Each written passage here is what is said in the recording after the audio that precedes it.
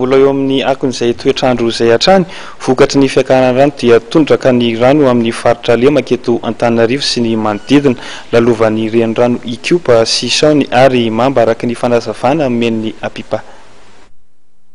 Vao maraina, tsikaritra ny fiakaran'ny rano tamin'ireo toerana maro teto Antananarivo sy ny manodidina azy.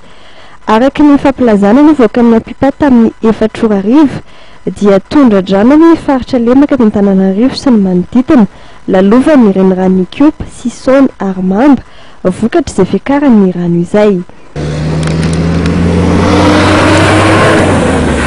Ho an'ny renirano Ikopa, 2,9 metatra ny amin'ny Ikopa amin'ny maridrefina no 100, nidina 2,2 metatra ny rano tao anatin'ny 420 ora, nefa iakatra mandritra ny 12 ora manaraka.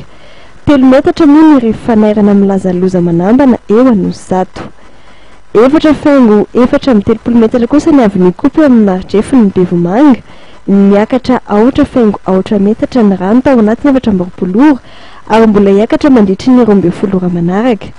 4,15 metatra ny rifanairana amin'ny lazaloza miatra eo Bevomanga. Ho an'ny renirano Sisaony, 2,20 metatra ny avy ny Sisaony amin'ny maridrefina Pitatafika, niakatra 2,10 metatra ny rano tao anatin'ny 420 ora, ary mbola iakatra mandritra ny 12 ora manaraka. Ho an'ny renirano Mamba dia 270 metatra ny avy ny Mamba eo amin'ny maridrefina ny Ambohidro. Io ihany zany nahitana fidinana satria nidina teo amin'ny 2,8 metatra ny rano tao anatin'ny 420 ora.